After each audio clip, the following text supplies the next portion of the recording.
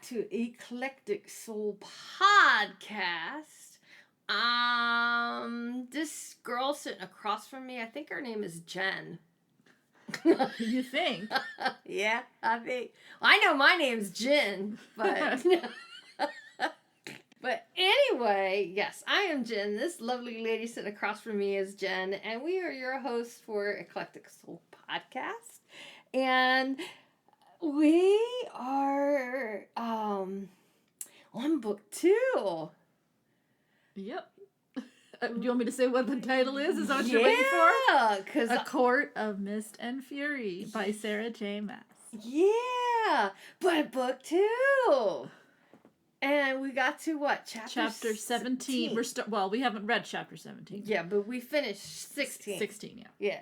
So, going back to chapter 1. Uh-huh. So, what is going on with Feyre at the beginning of this book? In a general sense. In a general sense,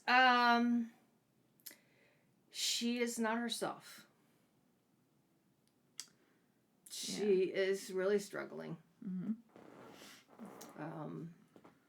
If I had to be the psychologist and analyze her, that's exactly what you should do. She is suffering from PTSD, and it gets worse through the first chapter, going into the second chapter with Stockholm Syndrome, because she's feeling trapped in a home that she's supposed to feel safe in and be able to feel like she can breathe and live and flourish. Mm-hmm. And she's not being understood, and no one's listening to her. Mm. And it's very difficult for her to find her words to be able to even explain to what's going on. And as she does, she's even met with more force of being stuck in the house, being controlled to be locked in a home.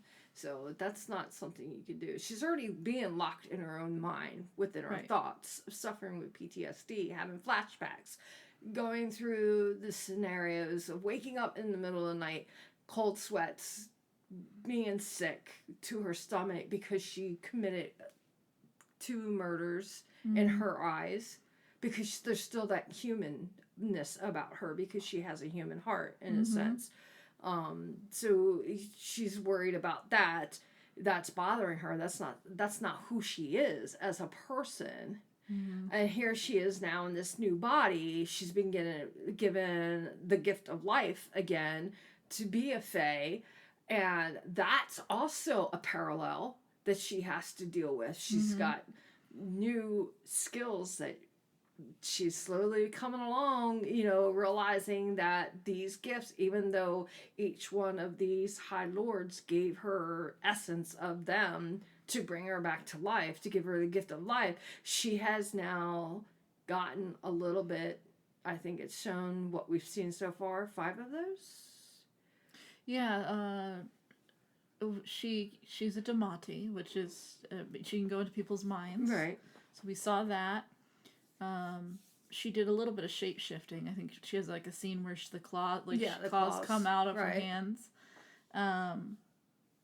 She has wind or air magic, which so we saw that, and fire. Fire, yep. I think that's it so far, right? Yeah. Oh, ice. So this is 4, 5 or 6. Yeah. So of the night court, of the courts. Yeah. So, but so she's battling all of these, and then the person that you love and claims that loves you so much, and he may love her, but he does not know how to handle a wounded healer, a wounded heart, a wounded soul, a wounded mind, because he's dealing with his own traumas, because he also admitted that he has anger issues. Mm-hmm. So how can someone of his status, who also knows what it is to be trapped and confined to a point for 50 years, had half of his magic, or if not almost all of his magic, removed from him, and not be his full self to be able to save his people, to protect his people, and go through losing, because she kills one of his emissaries or friends or whatever. And, that's something he had to deal with. 50 years worth of wondering if he was ever going to be able to break the spell, losing his own family.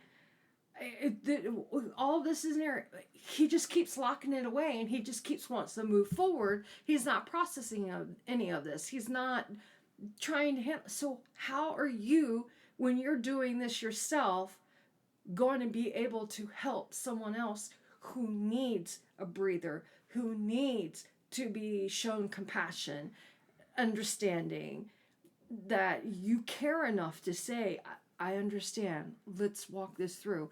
Mm-hmm. No, I'm not going to lock you up. Where would you like to go? Talk. He doesn't know how to talk. He knows how to give orders. He knows how to be a narcissist and not want to listen. And I use it loosely. No, I'm not disagreeing. Because, sometimes it is best not for narcissists to give in to what other people want. It's because they truly want what they want for themselves.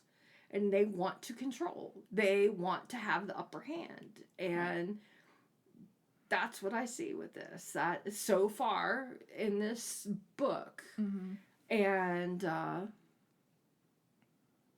I felt so sorry for her in the first few chapters, because it's like he's not listening. He doesn't care enough. If you care enough, you want to listen. You want to help. Mm-hmm. And it took her to getting aggravated and to cocoon herself. I mean, she basically had a panic attack. Yeah, but she shielded herself. It was like the magic just reacted on its own, right? Because she has no control over it. Right. And and he's trying to get at her, telling her I'm sorry, but he can't get in through the shield. You're talking about when he lost his anger and she shielded herself, thinking he shielded her, but when in reality she shielded herself from fear. And he's like, I'm sorry, I didn't mean to do that, but there was no damage to her at all, and he couldn't get in to hold her because she had a bubble around herself. Could you imagine if she did not shield herself? She would have probably died. And then he would have been the chaotic mess that she is. Well, at that moment, that she was drowning. And she even said, I'm drowning, and you might as well, in her head, you might as well push me under. Mm-hmm. Because, And that's what set him off. Yeah. And oftentimes, that's what happens with people who do suffer with anxiety, suffer with, depression, different stages, different types of depression.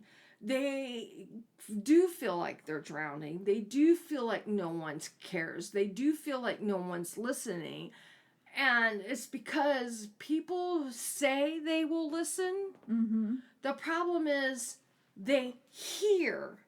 And then they want to try to tell you how to fix it.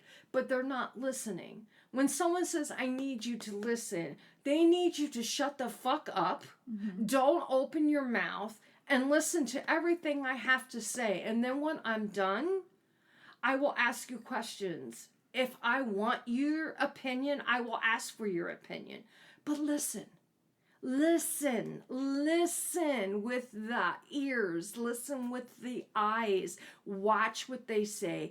Hear what they say. Don't just hear them, but listen mindfully. Mm-hmm. And she wasn't getting that.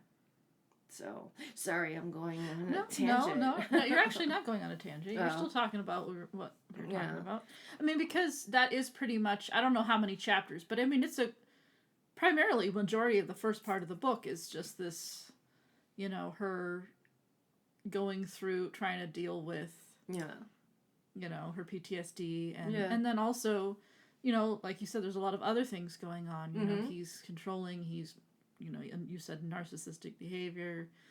I mean, it's even domestic violence. Yes, it is, in a sense. I mean, hello, who the hell would shield their whole house to keep one person locked in? That's That's Stockholm. I knew how that felt when I was told, right, you know, you need to stay home. I'm taking the vehicle, even though he had his own vehicle. I mean, he basically, since the beginning, he's been doing that the entire time. Yeah. It's just he locked her in because at that time she basically said she wasn't going to. She wasn't going to stay. Right. She was going to follow him this time because she was sick and tired of him saying, no, you're not going anywhere. Right. And so she's like, you know, he's like, don't follow me, and and of course she wasn't going to listen, so he forces her to. And sometimes people heal in a way by helping others. And she's been wanting to go on this journey of going to other little towns, little villages, whatever, when Tamlin and Lucian went to see if she could help. Right. And offer assistance and do things, you know. And he's like, no, you don't need to go. You know, you don't. I get his meaning and reason by why he doesn't want her out, but he needs to come across the proper way of explaining why he doesn't want her out. But when she confronts him and says, well, then train me, and then Lucian says you should train her, and he's like avid about not doing that, well, that's your biggest mistake there. Because you're basically telling her that you want to be the one to only protect her, but what if you're not there and your home is raided and she has no way of protecting herself, right? And they've killed everyone. Mm-hmm. And I'm not saying this happened, yeah. but it's a scenario. Yeah. How would she be able to protect herself if she does not know how to use the gifts she has? I think he doesn't care. I think he doesn't want her to train. Right. Because he doesn't want to give anyone a reason to kill her. Right. I heard that. Right. But I also think too. No, you're right. He doesn't want anyone to kill her. He's super afraid of it. But also he's very old school, right? So right. He doesn't want, because she is very fiery. She is very capable. Right. And I think he does know that if she does train, she's going to want to be more involved, and he doesn't want that. He doesn't want her to be involved. I mean, he doesn't let her know what's even going on. I mean, she had no idea. I mean, even when she confronts him about all the stuff going on, like with Highburn and the war and all that, right? He even denies it even then. Yeah. But you know that they're all secretly having these discussions. Yes. So he doesn't want her to be involved in it, and he doesn't see her as an equal. No, he doesn't. That's a big issue too. And then when she asked him, I think about, well, who's the High Lady? He goes, there is no High Ladies. Right. It's the lady of the courts. Mm-hmm. And that right there, that's so damn old school. Bitch, please. I would use every single one of those gifts to beat your ass and then take the reins.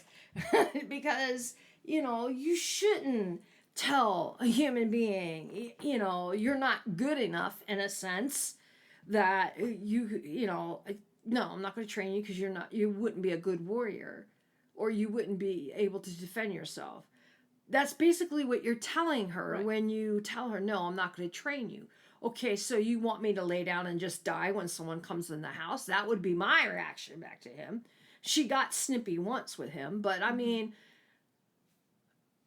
put yourself in her shoes. Stop thinking old school and think where she's coming from. But, you know, so far, you know, it's a little too late right now.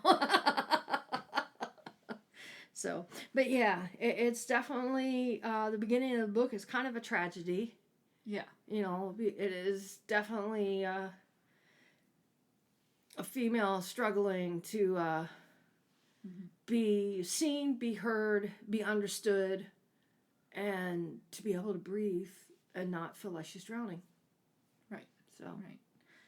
So obviously we've barely really even gotten into the book. We still have a whole lot to read. Yeah. But do you kind of understand now why I kept overemphasizing the whole fairy tale aspect of it? Yes. And how there is a contrast. Mm-hmm. Because this book is not a fairy tale, and this is kind of like real life, right? And I just kind of want to talk about the whole fairy tale aspect. I'm trying to think of a good way to kind of start this discussion, but when you read the first book, mm-hmm. like I said, it's this, it's got that fairy tale feel, warm, fuzzy. It's like, that cute, like, romantic thing, and you kind of overlook all the some stuff of the that's not flaws. Yes. So when the curse gets broken, right, and mm-hmm. you start this book, mm-hmm. it's very interesting that now all of the things that were cute and romantic and we just kind of overlooked, if you bring them into the real world for long-term sake, when you're talking about like relationships in the real world and longevity, honeymoon phase is over. Now comes real life. And if you think about it, she doesn't know Tamlin. No, because the entire relationship that they had from start to finish was a lie. Yeah. Because he just needed a human woman to fall in love with him. So everything that he does is not himself. What he did was manipulate her into loving him. Right. In a sense. Now that you see the beginning of book 2, and then you go back and you think about book 1. Right. Everything was a manipulation. He gave her a nice place to live. He treated her kindly. He, not saying he didn't fall in love with her himself, but, he dressed her with pretty dresses and gave her jewelry and then gave her art supplies to paint and gave her her own studio. And, he appeased her eyes, her mind, and her senses with the things that she loved. Right. And true narcissists will do that You're absolutely right in the beginning. Lock you in. Uh-huh. So right, and where the hell was this book series before I got into a relationship with my ex-husband so many years ago? Damn it! And she even talks about it in book 2. Yeah. That when she was human, right, the situation that she was in, she wasn't really showing her true self because she's scared. Right. She was starving. Yep. She needed a place to stay. She needed reassurance. She didn't know anything about the Supreme Court. She didn't know anything about what was going on. And so, of course, she's going to be okay with someone coming in and just being protective and making someone feel safe. Right. And she said she thought she fell in love with the first person that was kind to her. Right. And I think people can relate to that. I mean, when you talk about your first love when you're like really young. Yeah. Right. And then those very rarely work out. I'm sure. Obviously, there's a rare person where it does. Yeah. But for the most part, they normally don't work out. No. And it's kind of like that too. It's like it's an infatuation. It's an infatuation, and you're not really developed, right? If it's like your first relationship or your first real relationship, you don't really know yourself. Right. And I think that's a perfect example of what this shows. It's, she's not really showing who she is truly. No. And he's definitely not. I mean, there are moments, like you can see his anger issues. Right. But it's that whole Beauty and the Beast thing, right? Where it's like, oh, this fairy tale, we're just going to overlook that. Right. Right. But in reality, that stuff does not fly. That's a red flag. That somebody just doesn't get over that after the fairy tale is over. Yeah. And now that the curse is broken and he's now full power now. Yeah. He's not scared. Right. Other than he's scared for her life, but but that makes it worse actually. Yeah. His anger and his protectiveness just get elevated. But this is who Tamlin really is. But she doesn't know him and he doesn't know her. Right. And that's what you're seeing, right? And he admits that he has an anger issue. Yeah. And it's not saying he doesn't love her. He could possibly do love her completely, right, and doesn't want nothing to happen to her. It's just that as people with brains, or creatures with brains, you have to be able to not only be vulnerable yourself, but allow others to be vulnerable around you and to you. And you are putting up walls and putting blockades up on your thought processes and what you're going through and shit you've been through. You don't want to look at it, you don't want to analyze it, but yet you're just also sugarcoating it and covering it up for those who want to talk about it, who are going through something, who needs you to not just to be the protector, but be the friend and listen and help. Not make matters worse, but actually help. Right. And yeah, so far he did not do that. He actually made it worse. And another thing too that it kind of, and I think this is a reason why Rhys doesn't really like him. They did used to be friends, and I think we've talked about that before, even though they haven't really revealed that yet. Yeah. But why he doesn't really like him that much now, obviously I'm not giving everything away, but is that he's the one who got it the easiest out of everybody under the mountain. Amarantha was in love with him in a sense. I mean, as much as you can say she can love with anybody, right? Yeah. He had so much, he didn't have to do anything. He was the only one who got to live in his own court. Right. She gave him an opportunity to get out. Yeah, his subjects suffered. Right. But as far as like everybody else, he got off really easily. And he never really put up a fight. And so like you'll when he makes comments and stuff, like he'll say he says stuff like that, like especially that scene in the first book where he finally gets away from Amarantha and he wastes that time. Like he could have tried to get her out. And he just goes to basically have sex with her. And then of course Rhys catches them. Do you remember that scene? When they're under the mountain, it's kind of towards the end. It's like right before her last task. Yeah. And Tamlin finally gets away from Amarantha. You don't know why, you don't know how, but he finally, because she's like watches him like all the time, and he finally gets away, and he just takes her away to have sex with her, and then eventually Rhys walks in and catches them because he's an idiot, basically. And he tries to cover it up so that they don't get in trouble. That's why Rhys kisses her. How do you remember that scene? You don't remember the book? Kind of, vaguely. Because she has all the paint on her. Yeah. And if somebody touches her, it gets all messed up. And Amarantha will know that she's been touched. Because it's for Tamlin. She doesn't want Tamlin to touch her. Oh, that's right. And so when Rhys finds them in that room, right, he kicks Tamlin out, right? And Amarantha comes in, right? He realizes she's going to come in, so he just like lunges at her and he starts kissing her to cover it up so it looks like he's the one that's been touching her or whatever. Right. But he's upset with Tamlin because that one time that he could have done something to get her out of there. Right. He just wants to have sex with her. Yeah. So it's just like there's just all these things. Well, he's also a male, and most men just want to fuck. So, but it's just one of those things where it's like, okay, you sent her away to be safe. Right. Right. Yeah. It's just he does these weird. Yeah, he does. He does stupid shit. Right.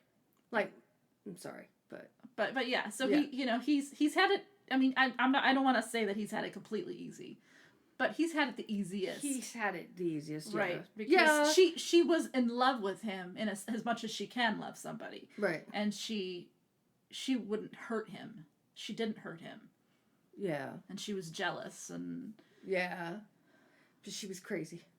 Well, yeah, she was crazy. Flipping crazy. Yeah.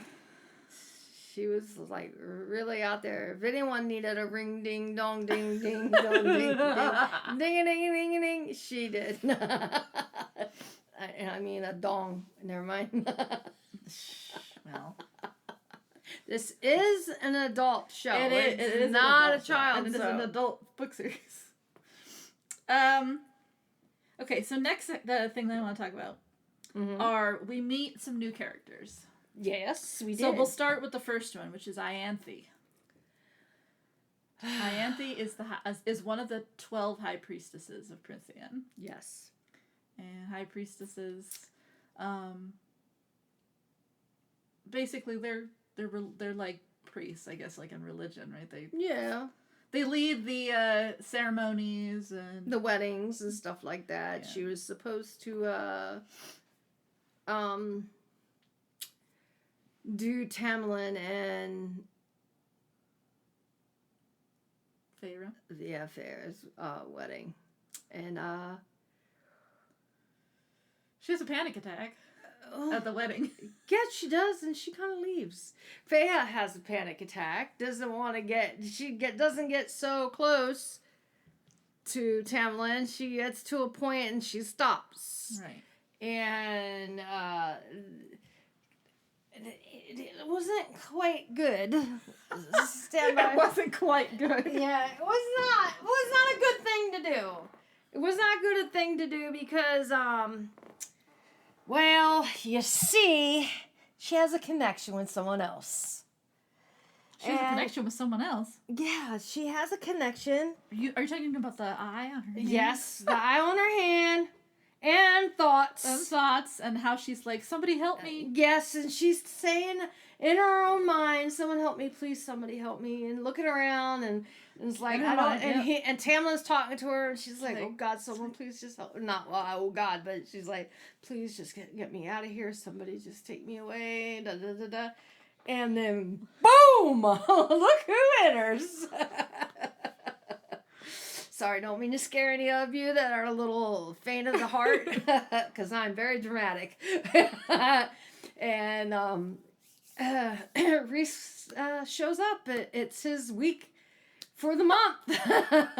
Even though he let her go for 3 months without saying a thing. Yep.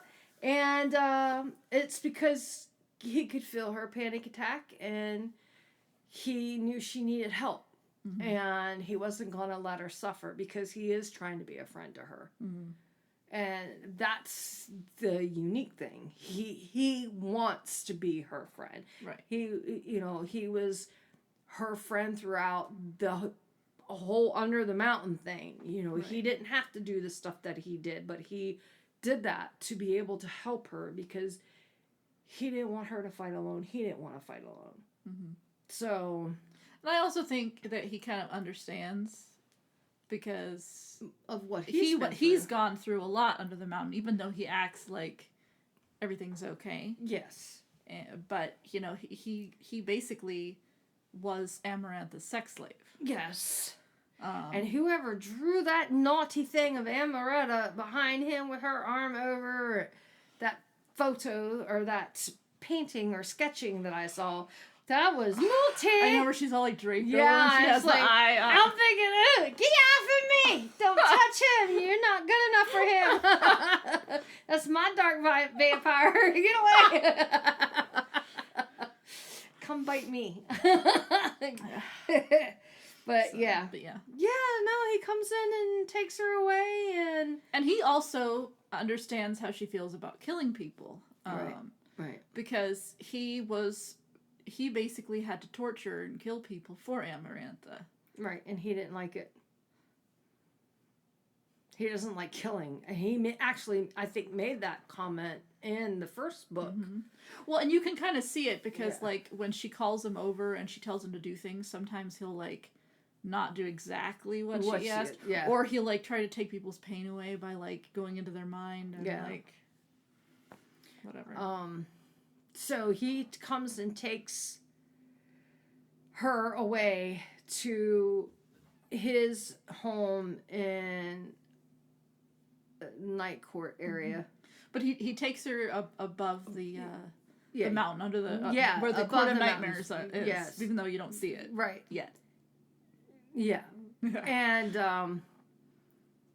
it just reassures her that you can go anywhere, you can go out, on the terrace. You can look outside. There, you don't have to worry about it.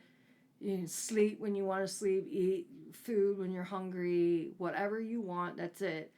And he was teasing her about a few things, and then he goes, well, maybe we should work on this. He wants her to read. Yeah, he wants her to learn to read. He doesn't want her to, one, not know how to read, and two, be prepared if she's going to marry someone to be able to do the things that a lady of any court would need to know. Right. So and shielding, because he wants to be able to have a very restful night without having seeing her getting sick in the middle of the night, right? Because they are connected because of her tattoo, right?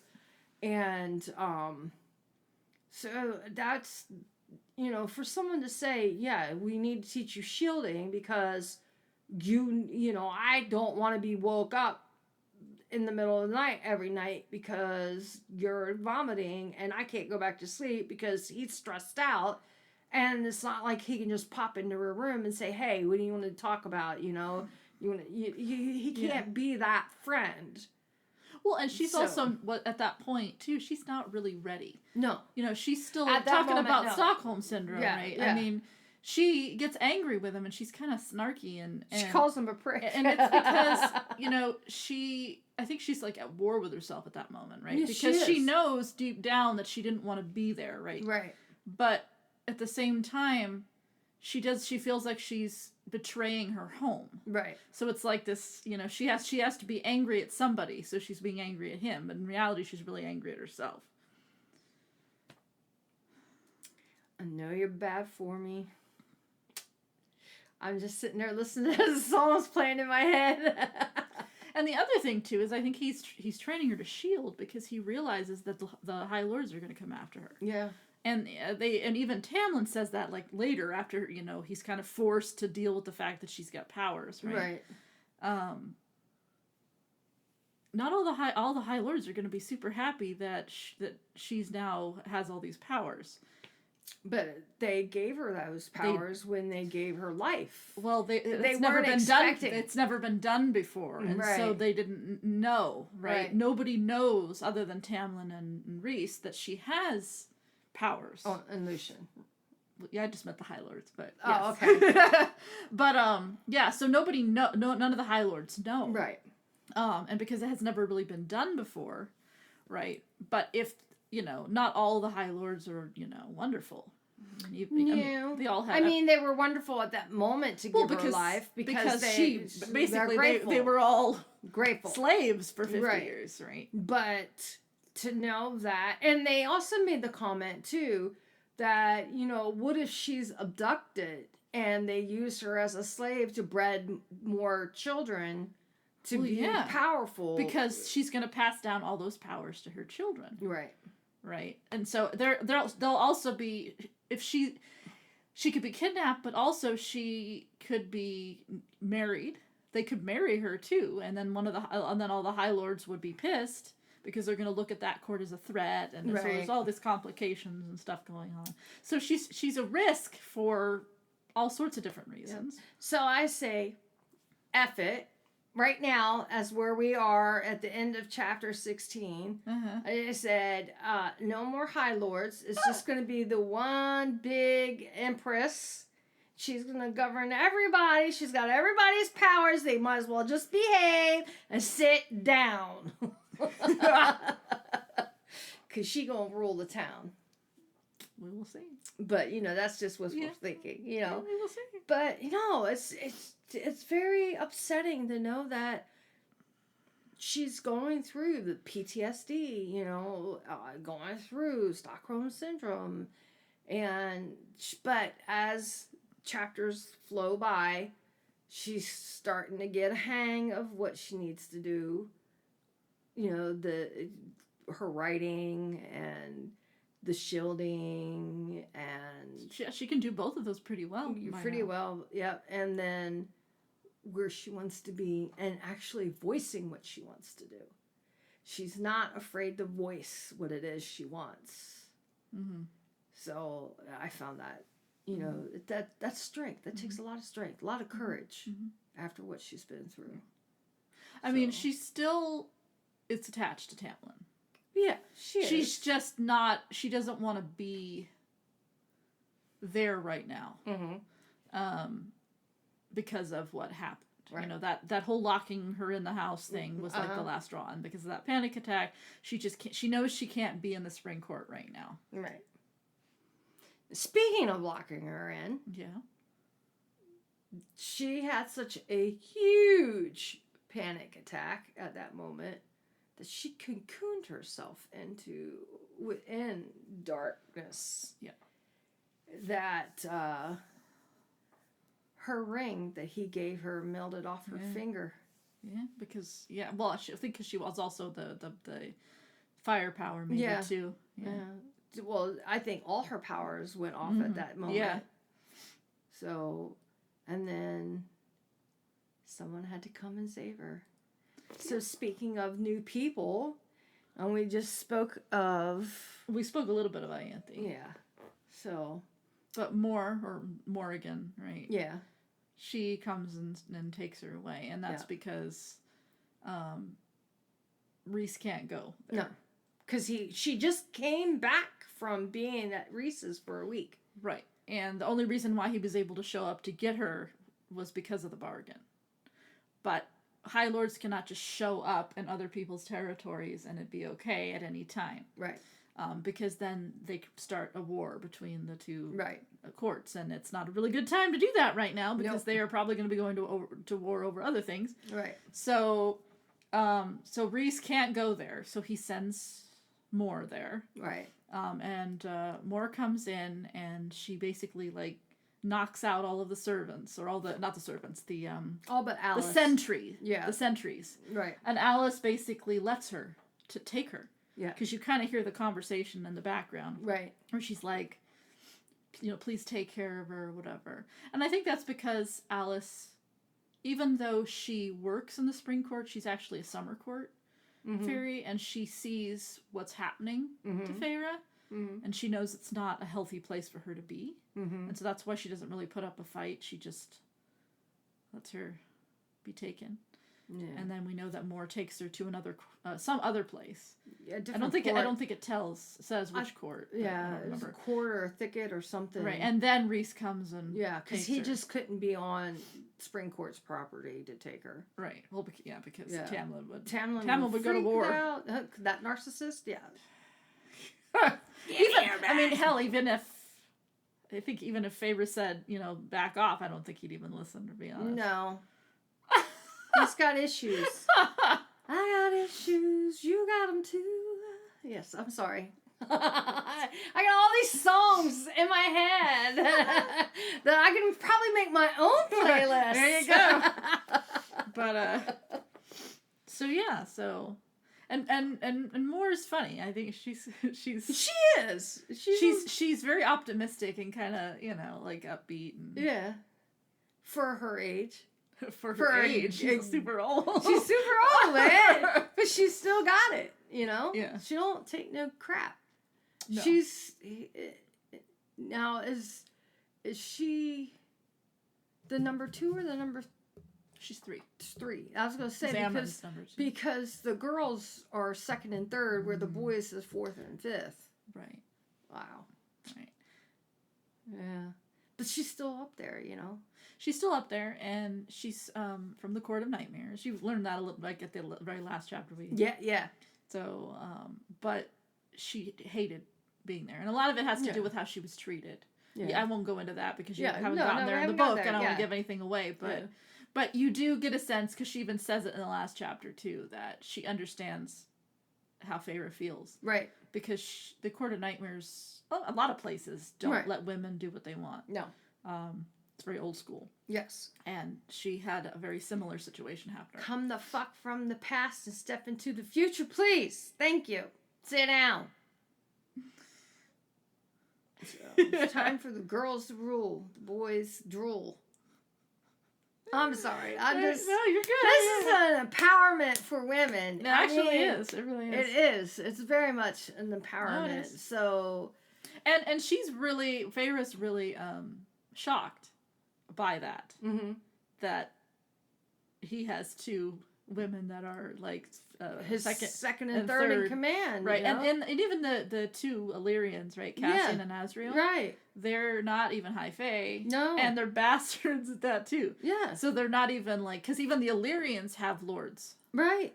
And they're not even like. They're not up that where. They're not on that chain. They don't have a station. Yeah, or nobility. And that's okay, because the one's really, really strong and powerful, evidently, can do a lot, and the other one, well, he's kind of on the sneaky side. He's very mysterious. Is he very mysterious? And he has like shadow abilities and stuff. He is the shadow. Dun dun dun. And Cassian is Tammy can play the his general of the yes. armies. Yes. Yeah. So, okay, are we staying on target? we didn't talk about Amren. Amren. That's the second in command. Mm-hmm. Yeah. So what tidbits you have told me I don't think we should share yet. We won't share that, but we do know that she's not really high fae. No. We know that she is something else. Yeah. And she doesn't like to eat food. Yeah, she doesn't like to eat food, and she is basically trapped in a high fae's body. Yes. And she's super old. Like, she's an ancient. Yeah. And and she has this kind of creepy, kind of standoffish kind of vibe about her. Yeah. But she's a tough bird. Mm-hmm. I mean, you barely got to, because it's only like within the last chapter or right. so that you. Yeah. But she's pretty tough, you know. She did say, like, you know, she went to sleep or something like that and woke up, and that body, I do remember that being said somewhere, you know. And I think she also said something that she could understand where Farah was coming from. Yeah, because there's not a lot of beings, I guess, right, that were one thing and now they're something else. Right. Right. Because only someone was given extended life. That's Miriam. Right. But, you know, herself, you know, was placed into an high elf's body, and then here Freya passed and was given, I don't know if she knows that or not, but was given blessings to be, you know, brought back to life or whatnot, and came into a but I don't know, because of her name, that still bothers me, and and I'm only this far in the book, but it still bothers me that the fact, it gnaws at me that. Was it Alice that made the comment that she has Freya is an elf's name, a high elf's name, or Amaranth is the one that says it. Okay, and so for knowing that name is something, it's like, you sure it wasn't in her blood to begin with? It might have been, but as far as I know, it hasn't been mentioned. Okay. So it's sure it'll come up at some point, but as of right now, like, there's nothing mentioned about that. It's like, I want to know. I want to know why. But if so, it has something to do with her mother, because her mother was, you don't know anything about her mother. No, don't know nothing about her mother. Her mother died when she was 8 years old. That's all I know. Yeah, and Amren's character is also very mysterious, too. So even though you do learn more about her, you don't really know what to think all about her. Yeah, it's late. Sorry, I'm yawning. It's late. We gotta get on home.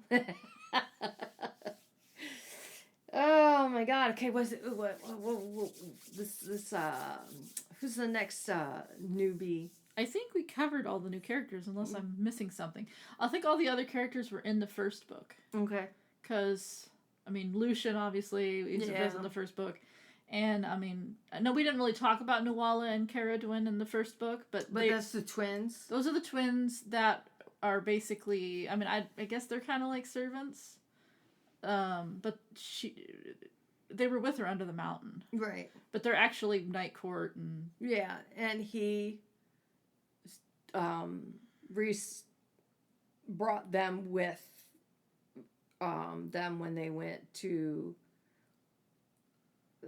the city that's well protected. Oh, yeah, and we not didn't even no, talk about that. No, We should talk about that. Yes. I think he had them be her servants because she knew them. Right. So, but yeah, Valaris. Yes. The city of starlight. I love Valaris. I'm sorry. most fans do. They get a real like deep connection about it because I don't know. There's just something about the city that's like really pretty and yeah. But it's like it's a city that's been hidden for 5,000 years. Yep. And shielded, warded. No one's gonna get in. No one has gotten in. If they do, Rhys will kill them. The only people that know about it are the people that live there. Exactly. And his inner circle. Exactly. And that's it. So, and now her. So there's 6 but people. But she's now part of the inner circle because she's decided to join them. Yep. At the end of that chapter, she says, I will join you. And he's like, okay, we start tomorrow. And that's basically how it ended. Yep. So, interesting. So now she's going to train, learn more reading and writing and so yeah, Cassian offered to train her. Yes. And she said she would think about it, I think she said. I think that's what she said in that chapter. I don't know. I think so. Like physically, physical training. Yeah, because he was surprised that she was really good with a bow and arrow. Mm-hmm. Yeah. So. And I think she said she would think about it. And that she started hunting at 14 years of age. Yeah. But and then right after that, she said that she accepted his offer, like Rhys's offer. Yeah. Yes. Rhys has 3 houses. Yeah. He has the house she first sees. Right. That's on top of the Court of Nightmares. Mm-hmm. He owns a townhouse that's really cozy. Yes. Which is like his real house. Yes. That's his home. Right. That's his home. Right. Yeah. And him and Moore live there. Right. And that's in Valaris. Uh-huh. And then he has like a formal house. It's like the townhouse, but it's a formal version of it. And it's like way up in the mountains. Yeah. And you have to fly to get up there or walk 10,000 steps. Yeah. Yeah. That's cool. She did not want to get her hair messed up or her dress messed up when she could have been just fine wearing a sweater and pants. Well, she didn't know. No, yeah. Because she's so used to being around Tamlin's court, and that's all she knows. Yeah. That she thought everything was going to be really formal and very businesslike, and it was going to be very serious. But it was just him and his 4 other people of his court. So. Well, and a lot of it, too, is he considers them all family. Right. And he grew up with most of them. Yes. Actually, probably much all of them. Yes. And so it's just kind of silly for them all to be really, like... Yeah. Serious. Yeah. They don't know what... Well, the 2 girls could probably pull it off with no problem, but them boys, they cray-cray. When they showed up at his house, that townhouse, and they're like, open the door, you prick! Come on, you shouldn't talk to your high lord like that, you bastard. Yeah. I'm like, oh my God. I thought I was bad. And no wonder he liked her for calling him a prick and everything else, because it was being like, oh, well, that's the way my brothers talk to me in a sense, you know? Right. So, oh, that's so funny. But Moore does dress up. Yes. And she's kind of girly-ish, Yeah. so she does stuff like that. But, Yeah. Yeah. Oh my God, this is so interesting. Sorry, it's late at night. It is late at night. Yes, it is. And we have a tendency to do stuff late at night, so. But, yeah, I mean, that's where we left off, was they're going to go to the bone carver. And, here's the bone carver, and use the bone to clean the nose. Because they need to figure out what's going on with Highburn. Yeah, and what happened with the eye. Yeah, because and the finger. Jurian is basically they know that that Jurian is with, well, the eye, I mean. Yeah. And Fingerbone are with the King of Hybern, and he's trying to resurrect him. Mm-hmm. And they want to know how that's going to happen, or how is he going to do it. So you're going to go to the Bone Carver, and at this point, you don't know what the Bone Carver is. You just know he's in this prison, and that he's scary, apparently. Evidently. And that none of them really can go because he might not want to talk to any of them, but apparently he'll talk to Feyre because she is interesting or something, because she was immortal and now high fae or something. Yeah. But again, you don't really know why or what's going on with that. Mm-hmm. And Amren won't go back into the prison to talk to him, and you don't know why, even though I told you why. Well, you didn't tell me everything. No, I just told you that. Told me it's, yeah. Yeah. Which I don't think is really spoiling too much. No. But she won't go into the prison. No. So and then Rhys asks Feyre if she would go. Yeah. So to the prison. Yeah. So we'll see. I'm scared for her to want to go back, knowing that she had PSTD, Stockholm syndrome. She was locked in a prison for a week, I guess, every night for a week. While she was doing what was asked of her and doing right. Yeah, so we'll see how that goes. I mean, they're giving her the choice, so she could say no. Yeah. We'll see if she can handle it and what happens.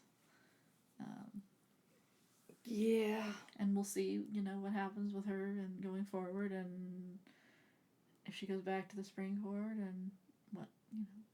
Yeah, but no more going under. Sorry. Let's hope not. Well, there's nothing there anymore. Oh, it's gone. Yeah. It's obliterated. Liberated and obliviated. Is there anything that you would like to say to finish this episode off? I thought it was pretty interesting so far. Definitely way different than... that's the ring she had on her finger that no longer stands. Is it? I do believe that is a ring with an emerald on it. I don't know. It might be another ring. Oh. What? Don't say that! I don't want to know! I didn't say nothing. Uh-huh. We'll find out what that is. Is that a pearl? I don't know. We'll find out what ring that is. It could be the ring that was removed. Well... Or melted, or whatever. It could be. I don't know. It could be, but we'll see if there's other rings. Mm-hmm. Well, you know if there is or not. You've only read these things how many times? Actually, I've only read them twice. Uh-huh. Well, this would be the third time. Uh-huh. With you. Because I read them once. I know. And then when the dramatizations came out, I've been reading them again. Yes. So anyway, where are we at? Where are we at what? Time frame? Oh, an hour. Oh, wow. We're doing but I'm going to good. be, probably editing. So yeah, I know. So not too bad. Anyway, yeah. It's good read. I mean, we barely started it, so... Yeah. You're still on part 1? Oh, yeah, I forgot. When she came back from her trip, from her week stay with Rhys, and she waited for him to come into bed, and he didn't come to bed, and she went down, and he was in the study, and he had that pink box with a ribbon on it, and that's when he obliviated everything. The paints and stuff, but she had to, hide her expressions and say, that she loved it, but she's finding it hard to paint. She hasn't painted anything. No, she hasn't. Which is a red flag. Yes. Because she loves to paint. She loves to paint. That's how she expresses herself. Right, and she can't because, again, she sees the red paint, she thinks of blood because she killed 2 people. Right. And he doesn't understand that. And it was a traveling case because he thought maybe she would like to go out and around the court and, paint at her leisurely. And that didn't go so well when they got in a fight. And she shielded herself because he just obliviated everything. Oh, and when she does come back from trips from night court, they grill her on every time. What did you hear? What did you see? It's like, you know what? Just like, you haven't seen me in a week. You'd think you'd be like, oh, da-da. I know, and that right there bothers me. Oh, I know. That bothers me, because that right there, I can understand Lucian doing that, because that's his job to find out any information, but not the day she comes. Oh, no, Tamlin wants to know why it's fresh in her mind. You know, what happened, because, you know, she might forget something. Well, I'm sorry. When was she your spy? They just designate her as a spy. They didn't give her a choice. Yeah, right? But she's not. She wasn't. And just because she was there, what makes you think that he would be even stupid enough to discuss other things that would not be for her nature to hear? Because knowing that she's only going to be the lady of the court, he's saying, you know, and I'm using quotations here. Oh, yeah. You know, but she's not a man. Yeah. But, you know, men talk about, you know, what people are doing, whether it's hunting, whether it's wars, whether it's all of that. That's what, you know, they're gathering information, intel, and doing stuff like that. I can see it if it was male species that went there and came back, and you want to do what any other military personnel would do, is you would debrief them and get the information. She's a female that is adhering to a tribal tattoo connection to go, which could have been 2 weeks out of the month, but she bargained it down to 1, and he did that. And it's basically it. She goes, she rests, she eats, she learns, and she's treated like a friend. Nowhere does she get war information. The only thing he's ever said to her is, do you think Tamlin would want to join forces, be on my side? Do you think we can do that? Right. That's it. And so it's like he grilled her, and it's like, well, you don't grill someone you love. She's not a spy. She's not your employee. But again, it's all that control thing, right? It's that narcissistic behavior. He has a problem with, he just expects to be obeyed, and yes. It's not a natural thing. It's like if your spouse or your boyfriend or your girlfriend or whatever was gone a week with some other enemy, whatever group of people, you would think you'd be a little bit more concerned. I mean, he does show a little concern the very first time, but you would think that you would want to spend time with that person because you haven't spent time with the person for a long time. You would make up for that week. You would miss them. You're right. But he doesn't really show. He's just like, I need to know what happened. And the fact that he actually thinks that she's going to say anything that's going to be worthwhile. Like, Rhys isn't that fucking stupid. No, he's not. But apparently, nobody really nobody knows him because he likes everybody to not know him. Right. Because he wants to keep a facade up for everybody. Right. But still, come on. I know. Yeah, I know. He only shows her what he wants Tamlin to see, right? He keeps her up there. He doesn't show her any really of the night court. He even blocks the map. So like when he takes her up to the tower room, and he talks about what his suspicions about Hybern and all that, and he asks if she would tell Tamlin, see if he'd work with him and stuff. She notices that all the night court's all blocked out, like she can't see it. Yeah. Right, because he can't trust her. Right. Because, she'll just tell Tamlin. Right.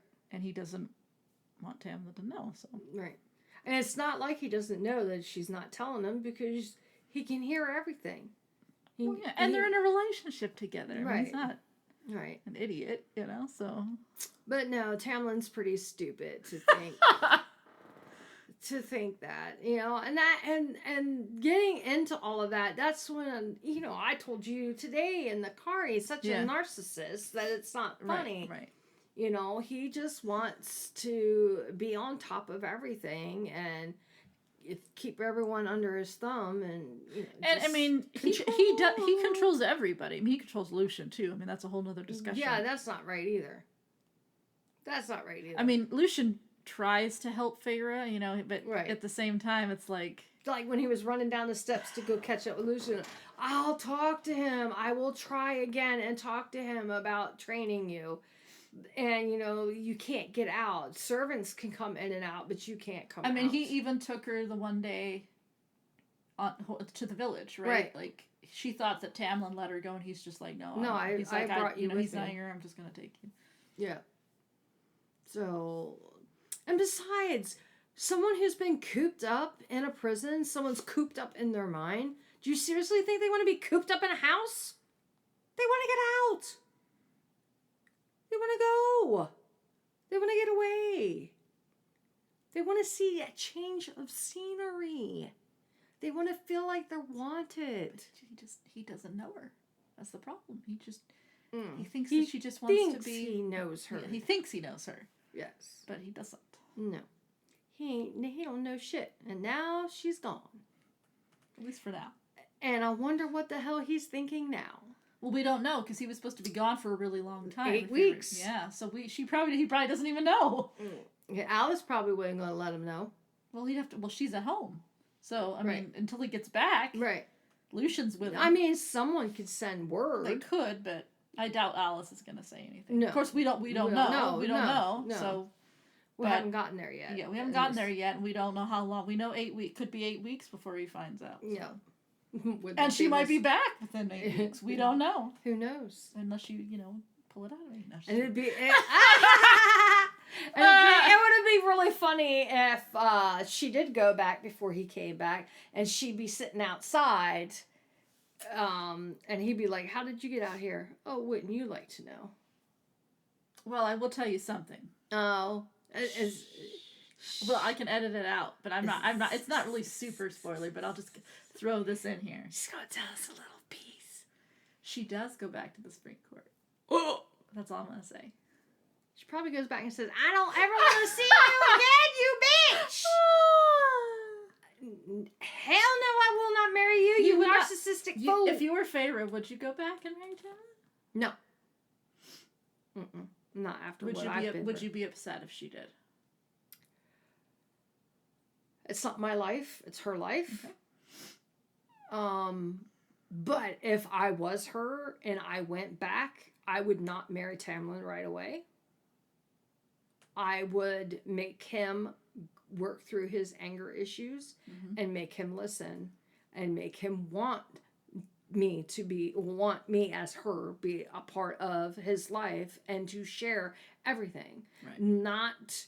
You control me and control what I do, but we share this. And if you can't do that, if you can't give me the respect and you want me to respect you, it ain't going to happen. Then I say goodbye to you and I'll leave, But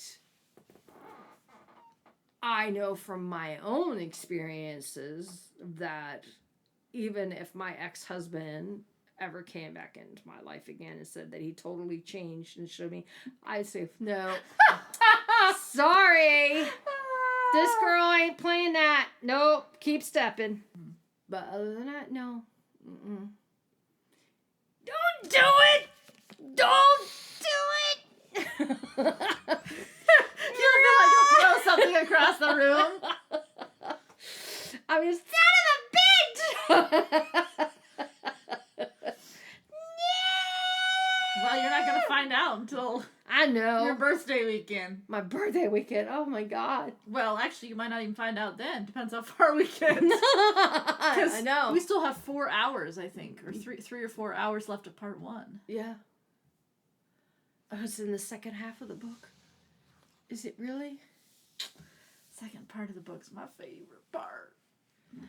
first you said the second book is well, your the whole. favorite I mean, book. I love this part, but I mean, and now the favorite part is in the second half of the book. Jesus. I mean, I like the book She's as a whole. torturing me. I like the book as a whole. I know. You love all of them. I mean, she did a good job, but oh man, I forgot your book. It's all right. You might have to give me the other book then. Why? What other book? Because I might want to read. No, you're not gonna read it. Ah! We're gonna listen to it because it won't be the same. I know. I really love the dramatization. A movie in your mind. When we get to the part where she goes to the Court of Nightmares for the first time, that from there on out, I'm just like, yes, please. Eh? She goes to the Court of Nightmares in this book. Uh-huh. I love that scene so much. Uh-huh. Does she kick butt? You'll have to see. Oh my God. I can't say. All right. Doobie doo. You better not remove too much of this. I won't. I'll keep most of it in. This was pretty good. It was. We were pretty cohesive with it. Yes. So, yeah. Well, Jen is going to be leaving us for a 2-week trip during my birthday, no less. So we'll convene again the second week of September for my birthday party weekend with her and more podcasts. And we will read more of the book. We'll at least get to part 2, probably. Yeah. At least. And so, yeah. Thank you for joining. Please take care of yourselves. COVID's still out there running around, so make sure you eat healthy and keep your immune system going very well, and wash them hands. And until next time, see ya. Bye, Blessed everybody. be. And if you would like to contact us, you may do so at our email, eclecticsoulpodcast@gmail.com. Our Instagram account is Eclectic Soul Podcast. Our Facebook is eclecticsoul.org. Our YouTube is Eclectic Soul. Jen? If you want to reach me, my personal website is Music and Mystery. My SoundCloud is the SoundCloud page, the soundcloud.com/Jennifer-Feltman. My Facebook is @Music and Mystery, and my Instagram is @Music and Mystery. And if you would like to reach me personally, my Facebook is @JustCallMeJinJin. My Instagram is @CallMeJinJin or look for Goddess. And my Twitter is @JenSullivan. Thank you and have a blessed day. Blessed be.